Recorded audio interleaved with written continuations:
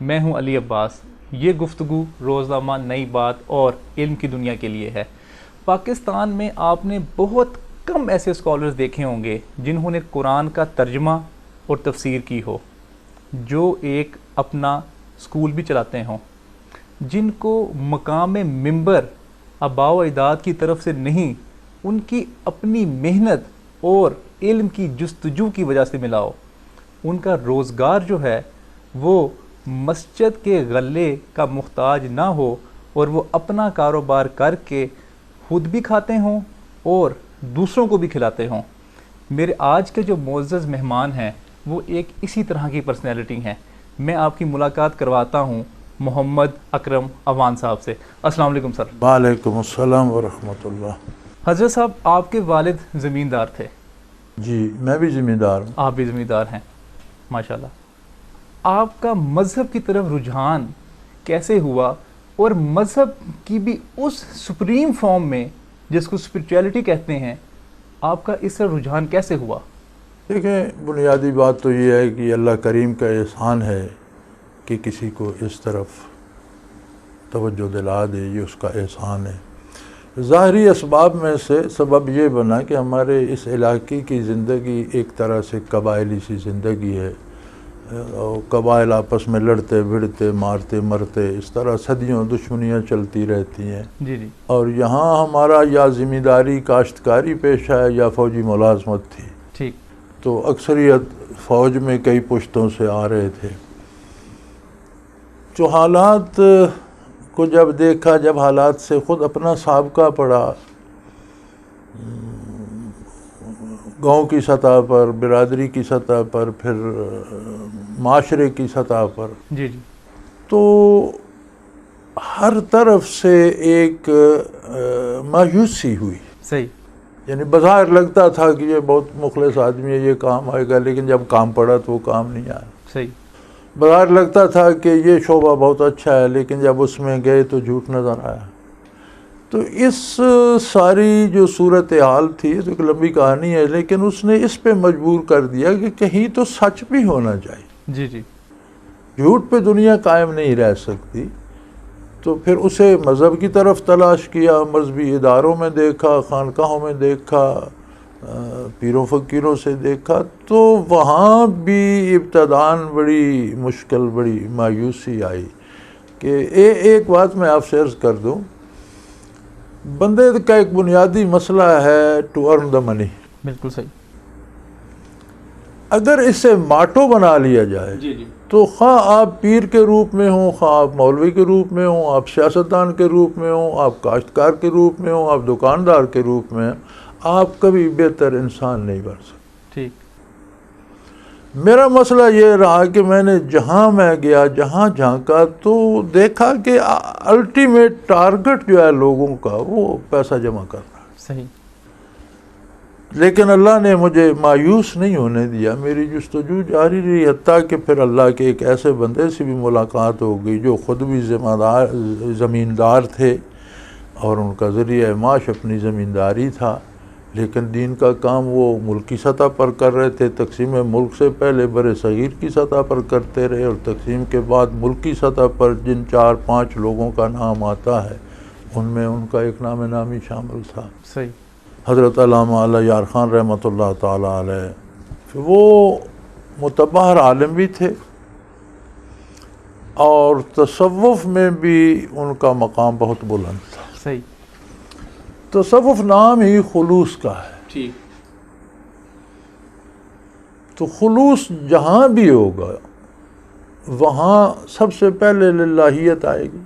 آپ عظمت الہی کوئی تسلیم نہیں کرتے تو خلوص کہاں سے آ گیا؟ صحیح.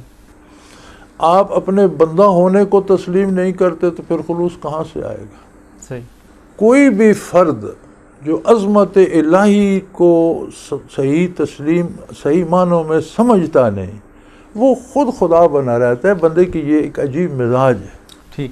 یہ ضروری نہیں کہ وہ دولت مند ہو یا وہ صاحب اقتدار ہو یا وہ نہیں. آپ ایک خاک روب کو دیکھیں سڑک پہ جھاڑو لگا لے، اس سے بات کیوں کہتے ہیں میرے جیسا بندہ دنیا میں آئی کوئی. بالکل ٹھیک. یعنی یہ از خود آ جاتی ہے، غریب میں بھی امیر میں بھی. صحیح. تو جب خلوص ہوتا ہے تو پھر للہیت ہوتی ہے، پھر جتنے کام ہوتے ہیں اللہ کی رضا کے لیے ہوتے ہیں، اپنی بڑائی کے لیے نہیں۔ حضرت جی یہ فرمائیے گا کہ آپ کے ہاں جو ایک بیعت کا سلسلہ ہے، اس بیعت کا کیا مقصد ہے، اور اگر کوئی شخص بیعت نہ بھی کرے تو کیا وہ علم حاصل نہیں کر سکتا؟ بالکل کر سکتا ہے، اگر بیعت نہ کرے تو کوئی حرج نہیں۔ بیعت ایک طریقے سنت ہے نبی کریم صلی اللہ علیہ وسلم صلی اللہ علیہ وسلم، اس کا کوئی حوالہ آپ بتا سکتے جی ہیں؟ آپ دیکھیں مکہ مکرمہ میں صحابہ نے بیعت کی، عقبہ اولیٰ عقبہ ثانیہ پر مدینہ منورہ سے جو لوگ گئے سب نے بیعت کی، مدینہ منورہ میں سب نے بیعت کی، حتیٰ کہ حضور سے اطاعت کی بیعت کی، اور عین حالت جنگ میں موت کی بیعت کی صحابہ کرام نے۔ جی جی جب حضور عمرے کے لیے تشریف لے گئے اور راستے میں روک دیا گیا تو جو احباب ہم رکاب تھے آپ نے ان سے موت کی بیعت لی۔ بیعت کی اقسام ہیں، ٹھیک ہے، ایک بیعت یہ بھی ہے جو آپ ووٹ دیتے ہیں، ٹھیک ہے، یعنی آپ بندے کو ملک کا سربراہ صحیح، یا اپنے علاقے کا امین یا نمائندہ منتخب کرتے ہیں، تو یہ بیعت کا ایک نیا طریقہ ہے کہ ہاتھ میں ہاتھ دینے کی بجائے آپ پرچی پہ نام لکھ کے دے دیتے۔ صحیح۔ آپ کے ہاں ہاتھ میں ہاتھ دے کے بیعت دینے کا رواج ہے؟ یہ ایک طریقہ ہے امارت کی بیعت کا۔ ٹھیک، دوسری بیعت ہوتی ہے اصلاح کی۔ صحیح، بیعت اصلاح کے لیے علماء یہ شرط لگاتے ہیں کہ ایسے شخص سے کی جائے جو روزمرہ کے معلومات رکھتا ہو، روزمرہ کی مصروفیات حلال حرام جائز ناجائز، اور خود اس پہ عمل پیرا ہو۔ ٹھیک، آپ بیعت اصلاح اس سے بھی کر سکتے ہیں۔ ٹھیک ہے، تیسری بیعت جو وہ موت کی ہے وہ امیر جہاد سے کی جا سکتی ہے، صحیح، جیسے حضور نے حالت جنگ میں لی۔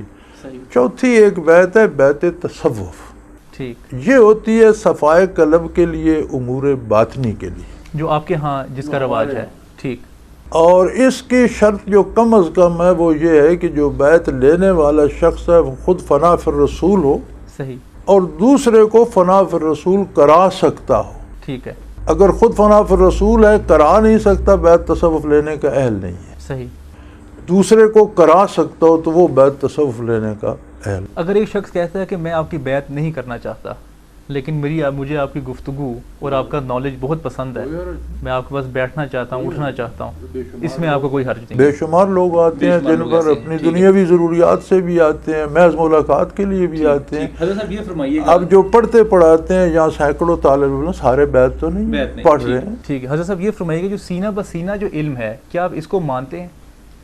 علم ہے ہی وہ جو سینہ بسینہ ہے۔ ٹھیک ہے، وہ کیسے ٹرانسفر ہوتا ہے؟ اس کی بنیاد یہ ہے، وہ ایسے ٹرانسفر ہوتا ہے کہ علم نبوت، نبی صلی اللہ علیہ وسلم کا لقب ہے امی، النبی الامی قرآن کہتا ہے۔ امی کا ترجمہ ہمارے مترجم حضرات میرے خیال میں ان پڑھ کر دیتے ہیں، جو بالکل غلط ہے۔ جی جی، امی ایک خاص شخص ہوتا ہے، خاص ہستی ہوتی ہے جس نے کسی انسان سے کچھ نہ سیکھا ہو، لیکن وہ ہر شعبہ زندگی، موت ما بعد الموت، ظاہری باطنی، تمام علوم میں کامل ادراک رکھتا ہو۔ ٹھیک، یعنی امی محض ان پڑھ کو نہیں کہتے۔ صحیح، امی ایک خاص اصطلاح ہے قرآن کی جو حضور اکرم صلی اللہ علیہ وسلم کے لیے استعمال کی، النبی الامی۔ اب حضور کے علوم کا منبع وحی الہی ہے، ایک باطنی کیفیت ہے۔ حضور کے علاوہ تو کوئی دوسرا انسان دنیا میں ملتا نہیں کہ وحی آئی، آپ نے سنی، میں نے بھی سنی کوئی۔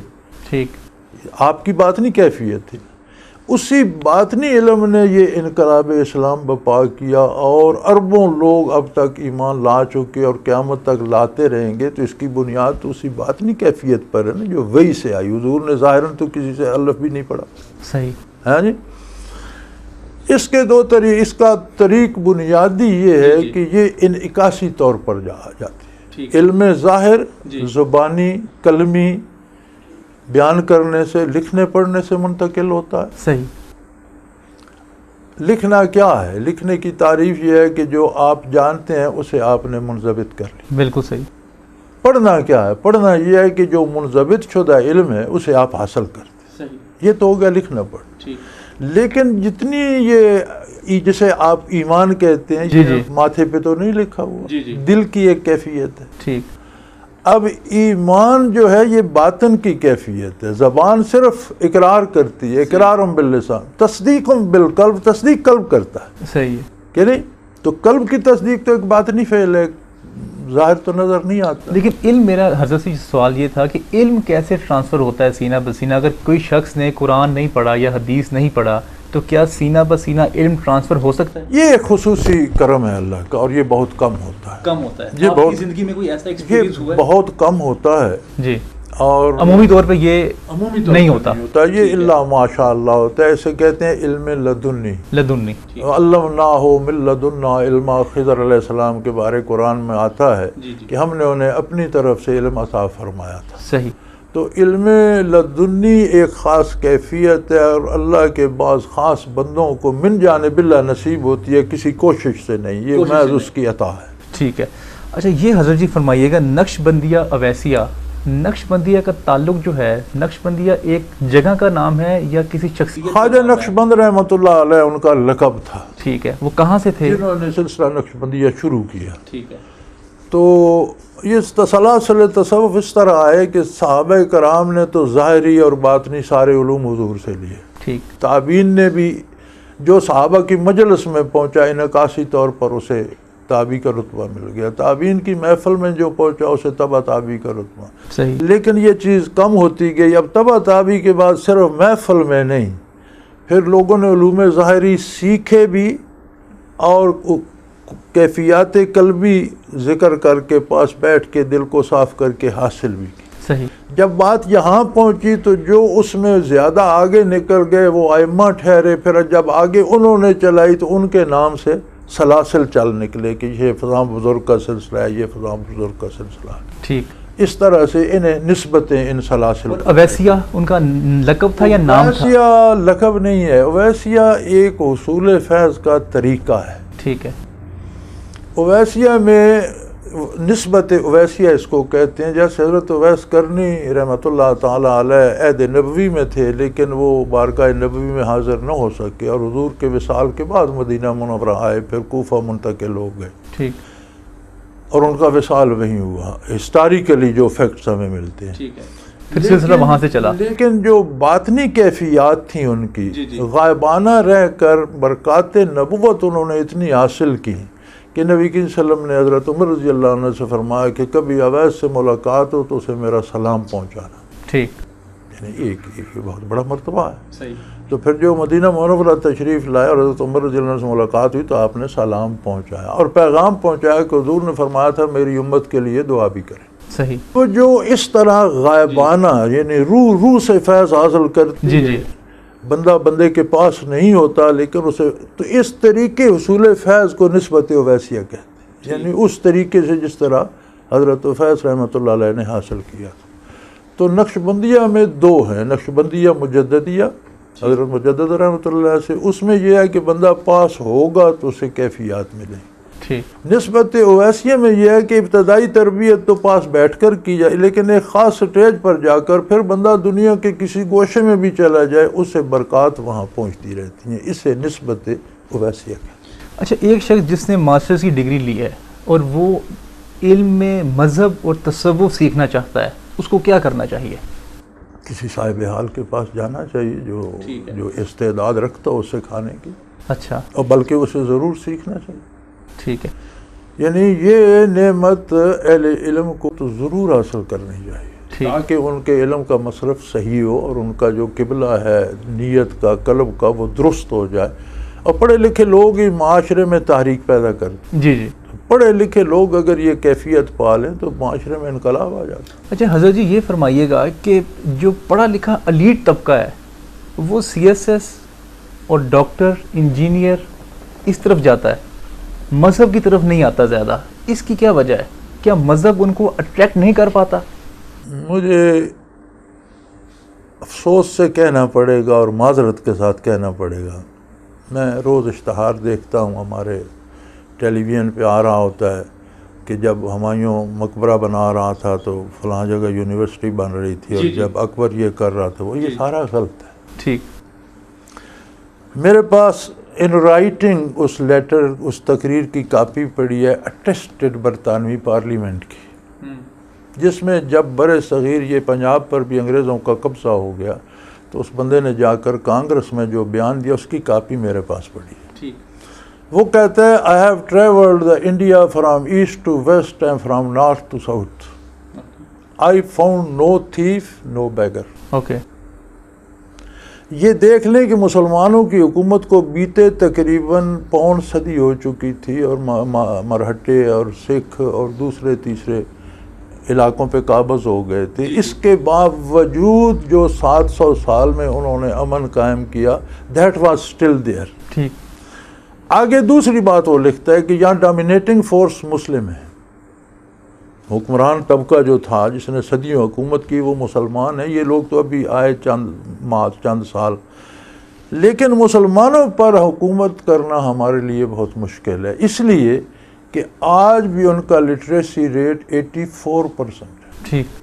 یہ جو کہتے ہیں نا یہ مقبرے بنا رہے تھے, انہیں یہ نہیں پتا کہ انہوں نے یونیورسٹیاں برطانیہ وغیرہ سے پہلے بنائی ہوئی تھیں, اور مسلمان حکومتوں کو زوال آنے کے پون صدی بعد بھی مسلمانوں کا لٹریسی ریٹ 84% تھا. صحیح.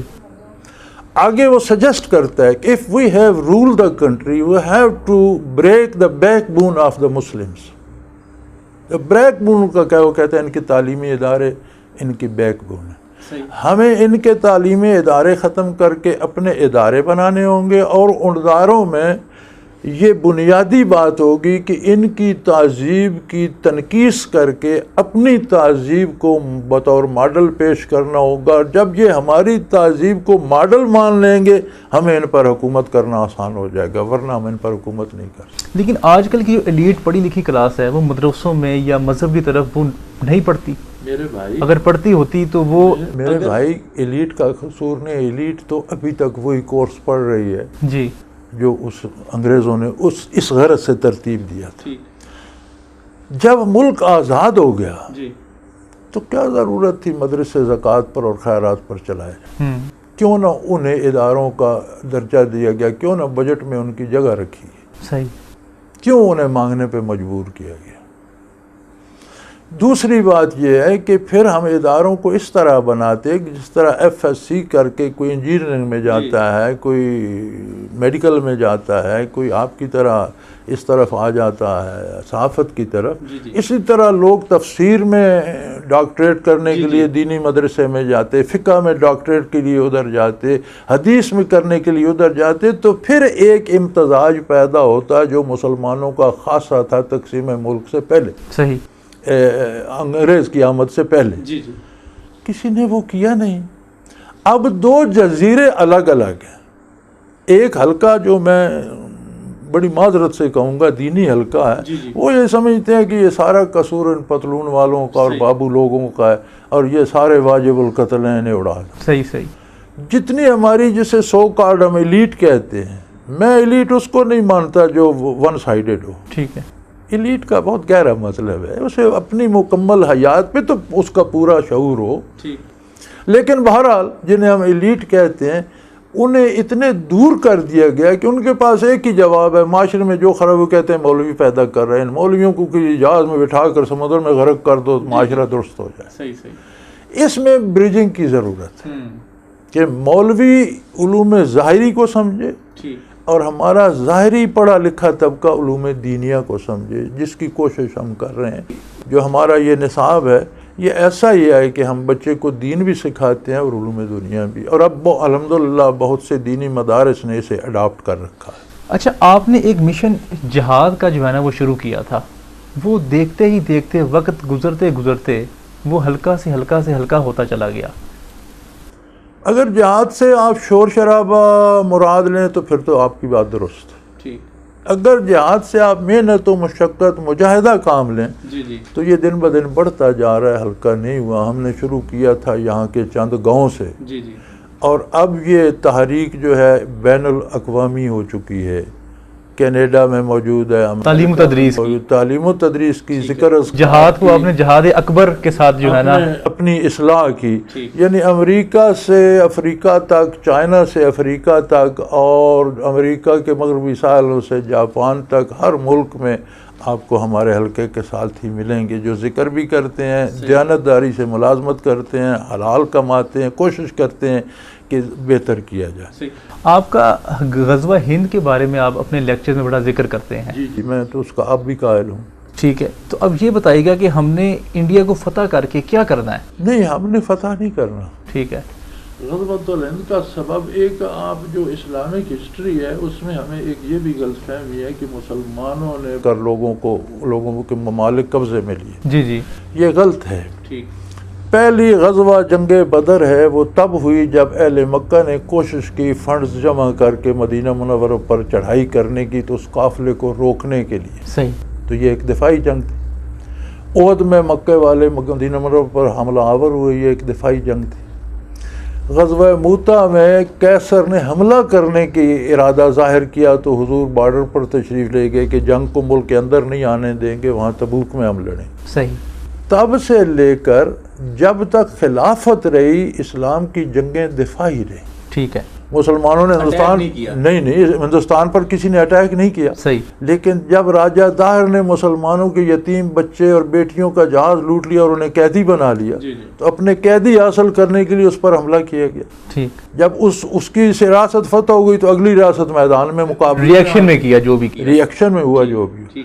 آج بھی جہاد یہ ہے کہ آپ اپنا آپ درست کریں، اپنا گھر درست کریں، اپنا ملک درست کریں، پھر اس میں کوئی مداخلت کرتا ہے تو اس کا دفاع کریں. صحیح ہے. غزوۃ الہند کی صورت یہ ہوگی کہ پاکستان انشاءاللہ العزیز اسلامیات کا، حقائق کا، دین کا، خلوص کا مرکز بنے گا. ٹھیک ہے. غیر مسلم طاقتیں پھر اسے منتشر کرنا چاہیں گی کہ اگر یہ قوم اس طرح بن گئی تو یہ تو عالم کو تسخیر، تو دلوں کو تسخیر کرنا شروع کر دیا. اب دیکھیں نا افغانستان کے اجڑنے کا سبب کیا تھا. میں نے بش کے منہ سے یہ فکرہ سنا ہے کہ they were going to destroy our culture around the globe. Right. یعنی بیسک وجہ یہ تھی کہ ہمارے لوگ تو یہاں بیٹھے کلمہ پڑھ لیں گے، ہماری تو قوم تباہ ہو جائے گی. جب پاکستان اس سطح پہ پہنچے گا تو غیر اسلامی طاقتیں اسے کچلنے کی کوشش کریں گی، جس کے دفاع میں غزوۃ الہند ہوگا. ٹھیک ہے. ہمیں فتح کرنے کی ضرورت نہیں، لیکن جب کوئی لڑے گا تو ہرے گا تو پھر فتح ہو جائے گی. جنگ پاکستان اور انڈیا کی ہوگی، بین الاقوامی ہوگی. بین الاقوامی ہوگی. اور یہ کب تک ایکسپیکٹڈ ہے؟ یہ وقت کا تعین نہیں کیا جا سکتا. ٹھیک ہے. جب میں نے اس کی بات 90-92 میں کی تھی تو کہتے تھے افسانہ ہے. ٹھیک ہے. آج شواہد اتنے قریب آ گئے ہیں کہ میں اور آپ دیکھ سکتے ہیں کہ حالات ایسے بن رہے ہیں کہ آج پاکستان اگر آباد ہو جاتا ہے اور عدل ہو جاتا ہے اور ہر کوئی آزادی کی زندگی بسر کرنے لگتا ہے تو کیا اسے غیر مسلم ممالک برداشت کریں گے؟ ملیشیا بھی تو مسلم ممالک ہے، اس کی طرف کیوں نہیں کوئی دیکھتا؟ وہ ملیشیا مسلم تو ہے لیکن ترقی یافتہ بھی ہے. نہیں، ترقی یافتہ بھی ہے لیکن ملیشیا ریلیجس سٹیٹ نہیں ہے. یعنی آپ جو چاہیں سرعام شراب پیئیں کو نہیں روکتا، جی نماز پڑھے کو نہیں روکتا. It will be a Islamic state. ان لوگوں کا آپ کو لگتا نہیں کہ کریکٹر کے وہ بڑے مضبوط ہیں، سچ بولتے ہیں، صحیح تولتے ہیں؟ بات یہ ہے، صفائی کا نظام دیکھیں کتنا اچھا. بات یہ ہے کہ یہ سچ بولنا، صفائی، یہ سارے لوگوں نے اسلام سے سیکھا. ٹھیک. میری رائے میں کافر اقوام جو ترقی کر گئی انہوں نے کلمہ نہیں پڑھا لیکن کردار انہوں نے اسلامک ہسٹری سے لیا. بالکل ٹھیک. کہ نہیں؟ صحیح. تو آج آپ کو میں تو یہاں کہتا ہوں حکمرانوں سے کہ اتنا اسلام نافذ کر دو جتنا کافروں نے کیا ہوا. صحیح. جتنا برطانیہ میں ہے ویلفیئر اسٹیٹ ہے، جتنا یورپ میں ہے، جتنا امریکہ میں ہے، سر وہ تو آئیڈیل ہے، اتنا تو کر دو. لیکن انہوں نے کہاں سے لیا؟ جب اسلام آیا اور حضور جب تبلیغ فرما رہے تھے تو برطانوی یورپین کو ہسٹورین لکھتے ہیں دا کیو مین، یہ غاروں میں رہتے تھے. صحیح.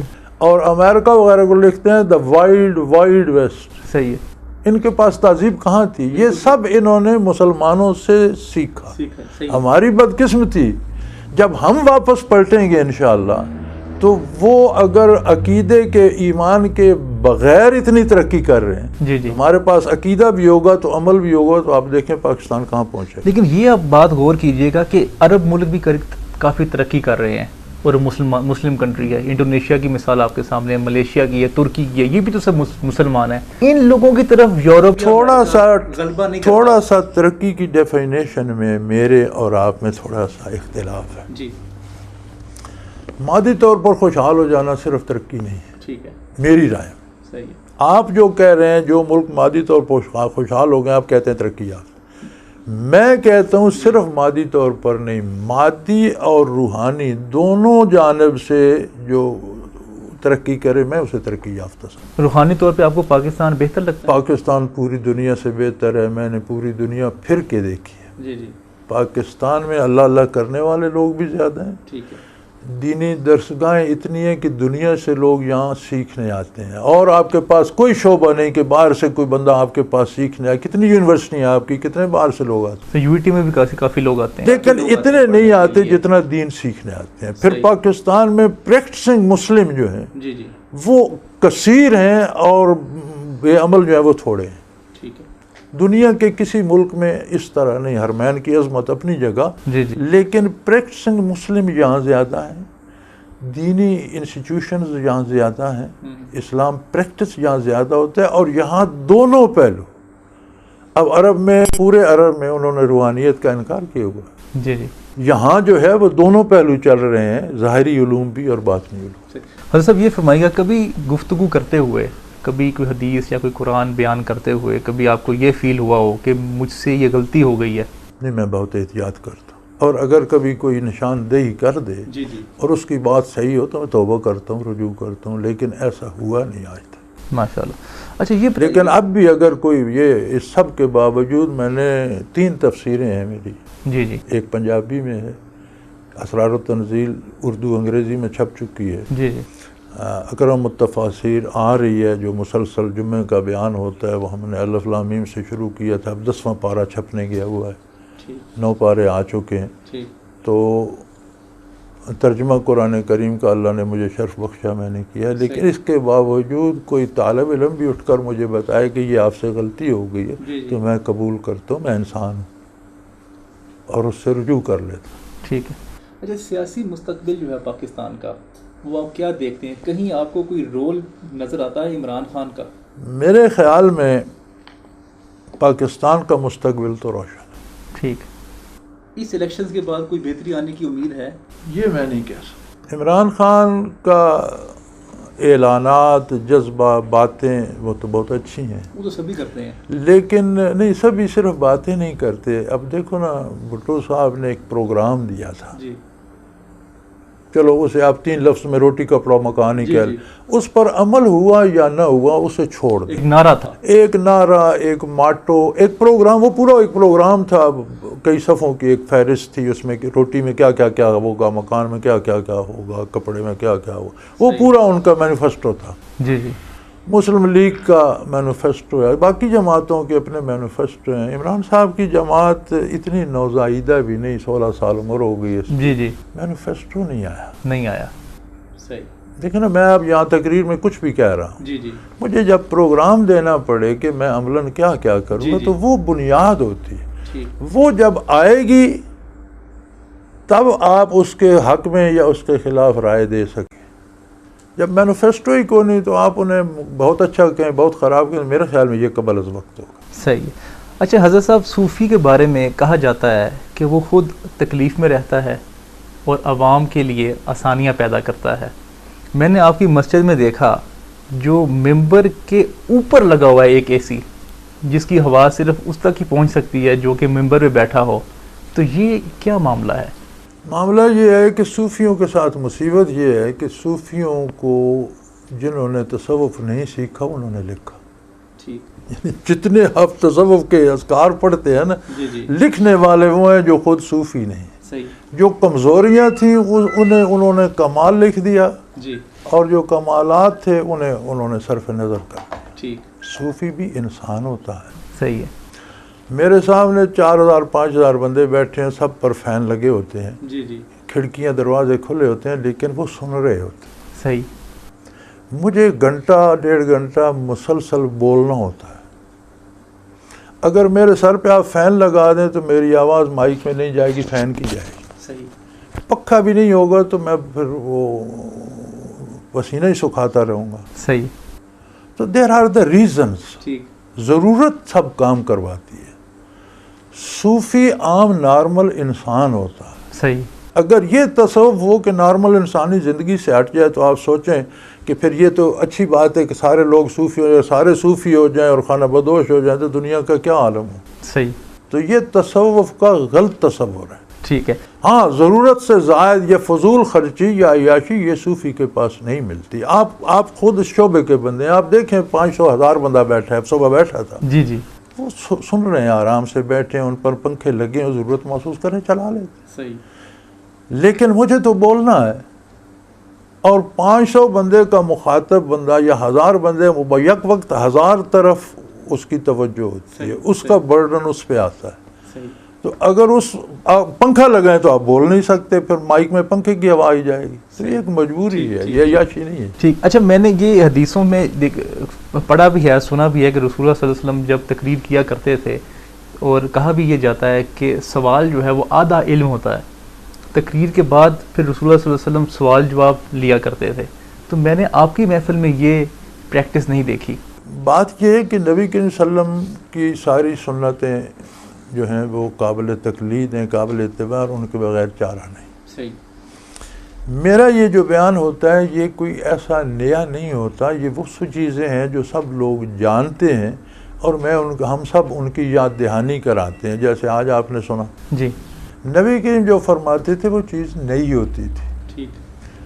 اس پہ سوال پیدا ہو سکتے تھے, تو آج بھی ہمیں آ رہا, ہمیں اب اجازت ہے, کوئی منع ہے, کسی کو سمجھ نہیں آئی اٹھ کر پوچھ سکتا. صحیح صحیح. نہیں, وہ بہتر نہ ہو ایسا کہ باقاعدہ اعلان ہو اور سوال جواب کے کوئی منع نہیں ہے. وہ لوگ خط لکھ کے پوچھتے ہیں, لوگ ای میل کر کے پوچھتے ہیں, لوگ زبانی پوچھ لیتے ہیں, یہاں آ کے پوچھ لیتے ہیں.